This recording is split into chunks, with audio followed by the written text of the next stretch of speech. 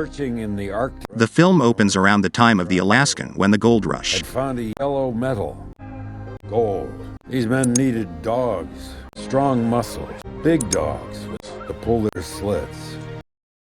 This is the Klondike! A huge dog named Buck lives on a palatial estate in the central area U.S. He is clumsy, ruined, spoiled, destructive, and, most of all, are disobedient.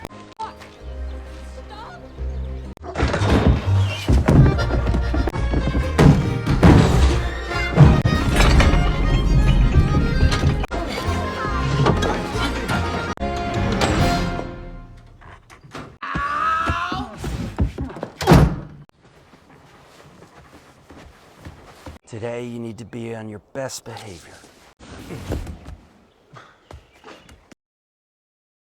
One day, after eating all the food at a party held by his master Judge Miller, he is forced to sleep outside as punishment.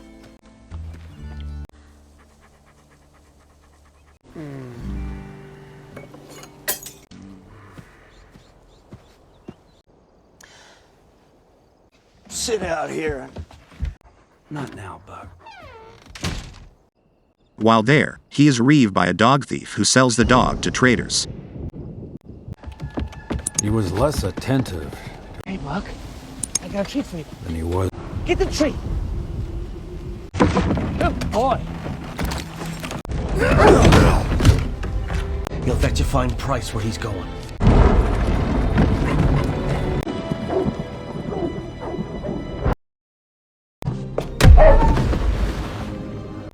Go on.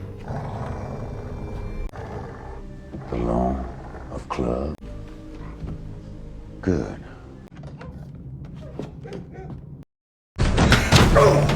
The dealers ship Buck up to Nebraska to sell him as a sled dog.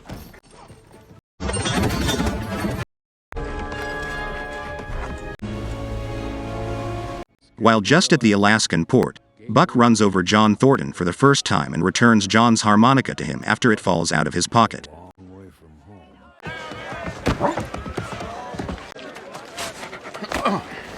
Just snow, Buck. Come on.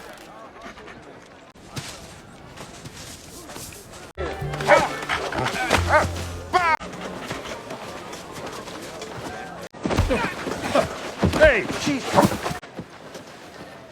Watch your...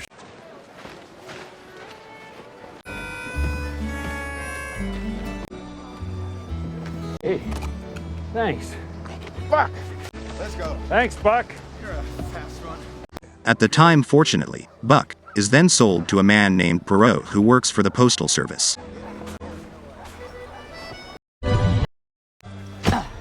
Perot and his wife, Francois, add Buck to their dog sled group that transports them long way across the Alaskan wilderness to deliver the mail.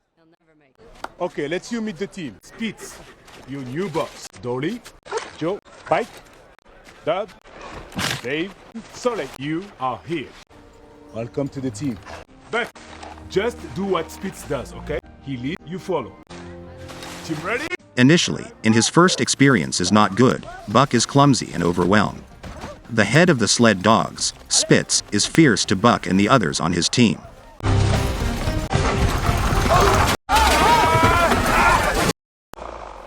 However, Buck soon adjusts into it and starts enjoying his new life. With that begins getting in touch with his wild wolf-like spirit, portrayed as a giant black wolf. Buck gains the blessing. Under an open sky, Buck felt it cold.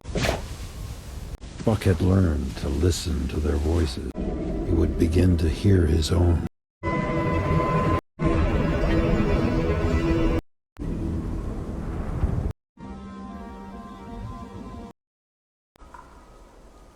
Come on, Buck!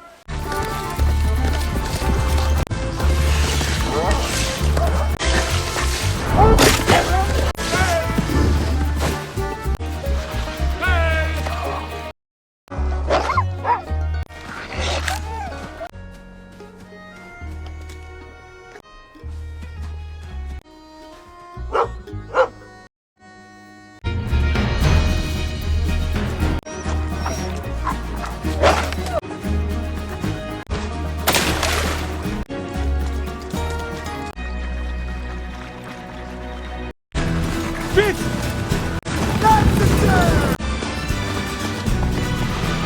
The work of a sled dog. He belonged to a pack. Favor of the other sled canines by treating them merciful and endears himself to his new masters when he saves Francois after she falls through the ice of a frozen lake.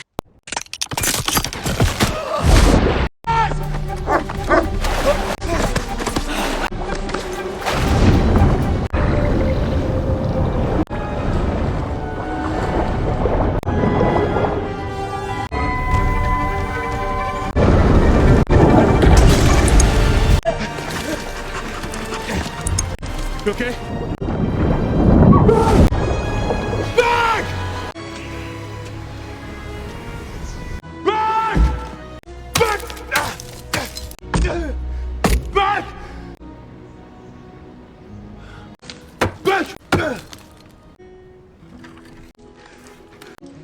Back! Back!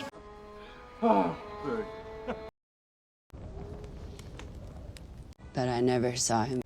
He believes. Believe in anything as much as he believes in you. Now I do too. With all that Spitz think he is about miss his leader role and decides to attack Buck to re-establish his leadership, but Buck fully embraces his wild side and defeats Spitz's giant black wolf. Spitz wanders off into the wilderness, disgraced by his defeat.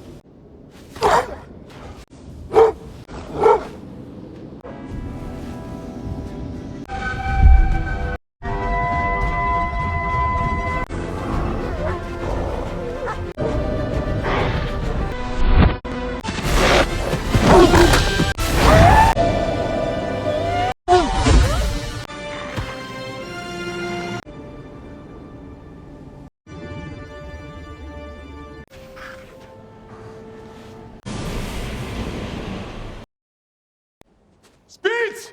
Spitz! We have to go without him. Solex! Solex got more than 5 years on you. I don't think he's gonna move. No, hey, I think they know something you don't know. la! What got you to this dog? No! No, no, no, no, no! Fine. Buck, Taken accepts his situation as the top of the sled canines and gets Perrault and Francois to make their very first on-time conveyance.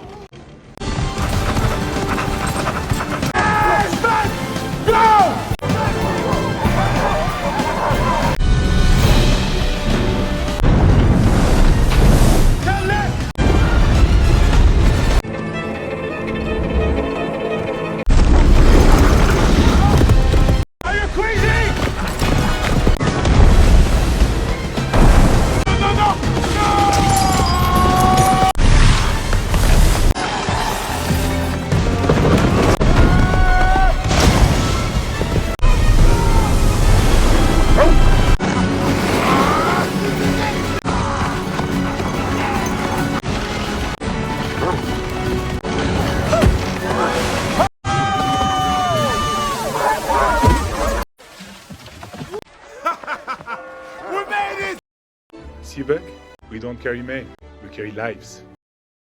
The last stop is the town where John lives. When they're just about to start the back journey, Buck delays their departure long enough for John to hand a letter to his wife, to Perrault.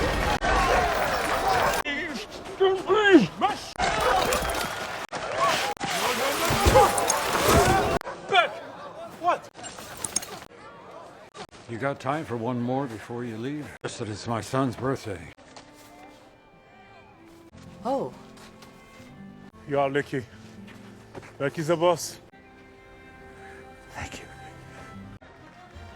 In spite of the fact that Buck adores his new bosses and his bunch of canines, unfortunately, in very short period of time Perot and Francois are dismissed when their services are replaced by the new technology called telegraph.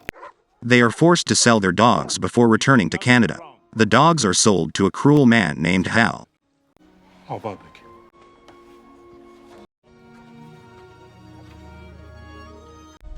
Buck had lost another master until a new master came along.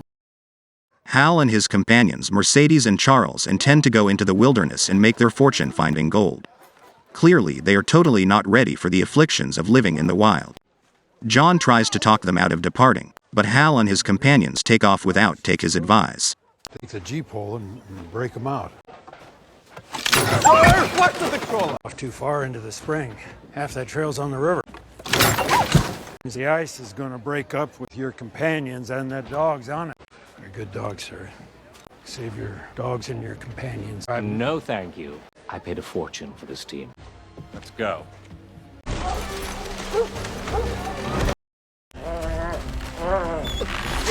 Understanding that late spring is coming sooner than anticipated, which will render the sled dogs useless over the non-snowy terrain, John tracks them in an attempt to convince them to turn back. When he catches up to them, he finds Buck having fainted and the rest of the dogs malnourished. He can't discourage Hal and his countrymen from leaving their process, however is permitted to return Buck to town with him. Dog is trying to help you keep your life! Mosh! Don't do this. Buck recuperates and John's history is revealed. His child passed on early in life and he and his wife became separated.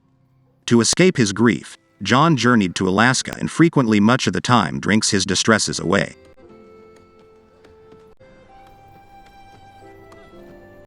You've been sleeping for 2 days in my bed. In a little while, Hal stumbles back into town, finds John drinking in a bar, and punches him. Hal accuses John of sabotaging him, saying he has found no gold and lost all of his dogs in the wilderness. The townspeople throw Hal out of the bar after Buck barges in to protect John, his new master. Easy, Buck, easy! Probably rabbits.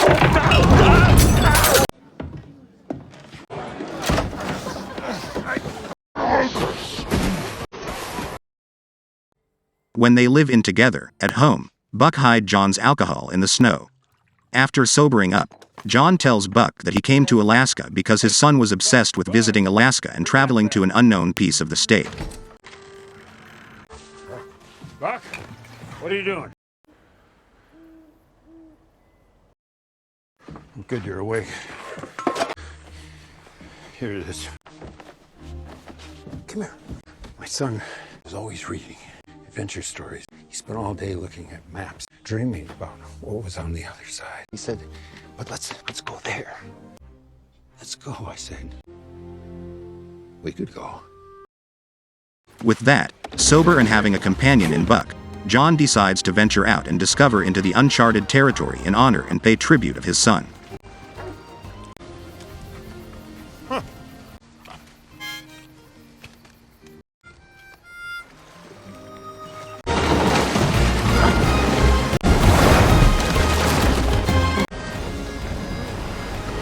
He and Buck survive a dangerous canoe trip to the wilderness. They find a long abandoned house and decide to stay there. Buck!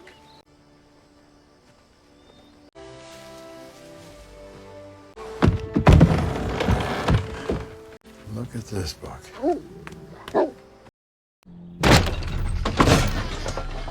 In the interim, Hal discovers that John and Buck have withdrawn and starts to follow them.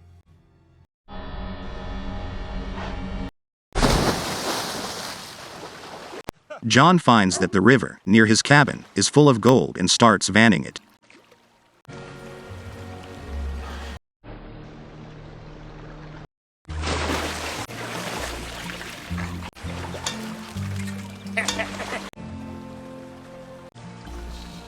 What? While on, Buck sees a beautiful female white wolf in the forest and begins tracking her.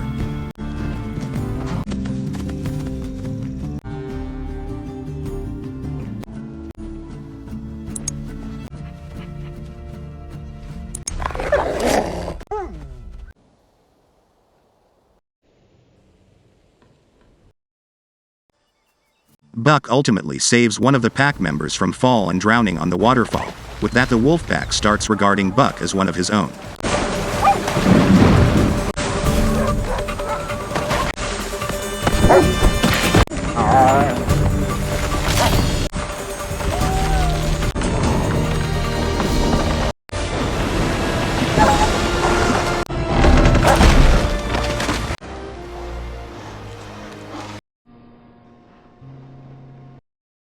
So far from home, I can see a change in Buck. Something's pulling him into the forest. Although Buck spends entire day with the wolves, he returns every night to stay with John. Is there any house big enough to hold him? Journey seems to be leading Buck to his destiny.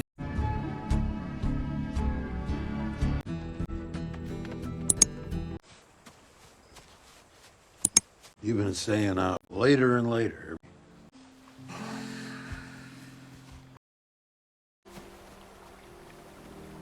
You wanna go? Meanwhile, John finds peace for his tortured soul and decides he wants to return to his home and try and salvage his old life. He also realizes that Buck has found his true home with the wolves. Now, Buck found himself with his own kind.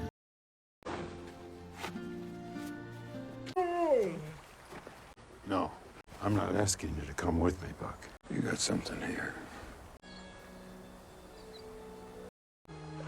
On John's last night in the jungle, Hal arrives and confronts him with a loaded rifle. The two struggle for it until Hal manages to shoot John and then demand the gold.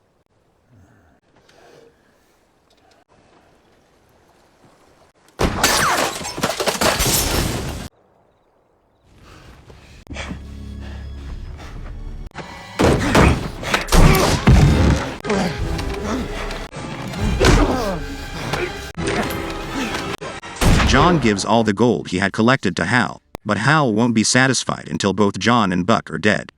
Buck, who had gone off with the wolf pack that night, hears gunshots and rushes back to John. Hal attempted to intimidate Buck with the club, but the dog overcomes his fear and grabs the club away from Hal. Buck then pushes Hal into the burning cabin, which promptly collapses on top of him.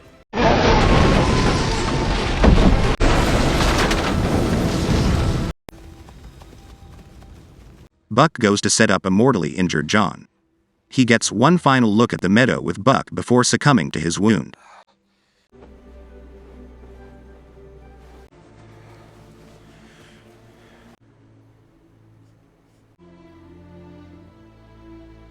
Wow, Buck. What an adventure. It's okay, boy.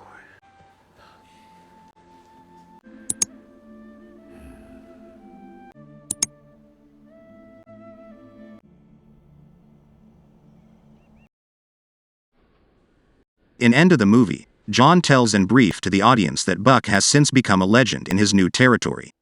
He has become head of the wolf pack and has puppies with the white wolf. But he guarantees the audience that Buck is a genuine, real dog.